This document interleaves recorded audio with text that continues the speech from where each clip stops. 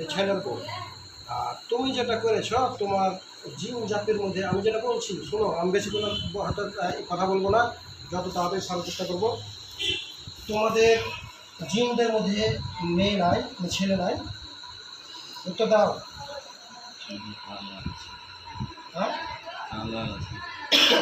দুষ্ট কথা বলো। কালা আছে, কোনো মেয়ে নাই না ছেলে নাই, তার কালা আছে, কোনো কথা বলতে পারে না। তো ওই কালাকেই তুমি বিয়ে করো। তুমি কিসের জন্য আমাদের মানুষের মধ্যে আসলা?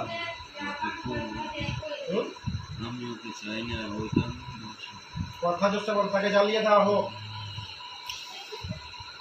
কথা জ্যেষ্ঠ বলার কথা আছে।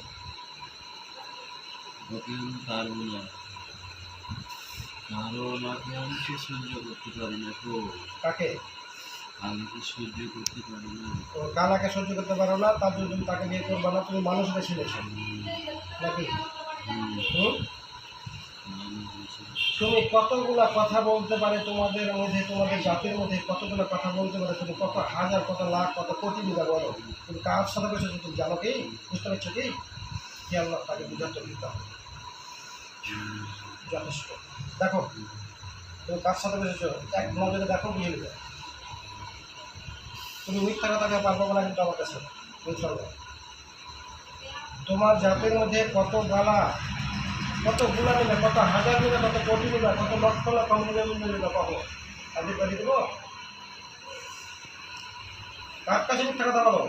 এই মিথ্যা কথা বলার জন্য তাকে আবার শাস্তি দেওয়া হবে।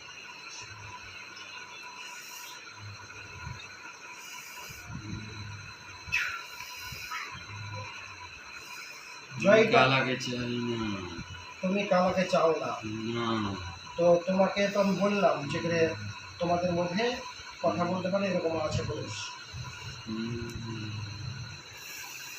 তো মিথ্যা কথা বললো যে ভাই জয়দার মিথ্যা কথা বলবে না, তত শাস্তি পাবা অটোমেটিক।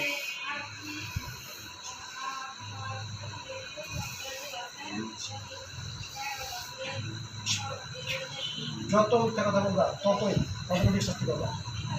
আচ্ছা, আরেকটা কথা হলো যে মানুষের দেহের মধ্যে আসার অনুমতি কে দিয়েছে তোমাকে বলো? সঠিকভাবে আল্লাহকে দিয়েছে, বৈধভাবে কি আসার কোনো অনুমতি আছে? বৈধভাবে নাই। ভালোভাবে বলো, বৈধভাবে নাই বলো না। কোরআন হাদিস কি মানুষের দেহের মধ্যে কোনো জিনকে আসার অনুমতি দিয়েছে? না, দেয়নি। সে কিন্তু একজন বেধর্মী।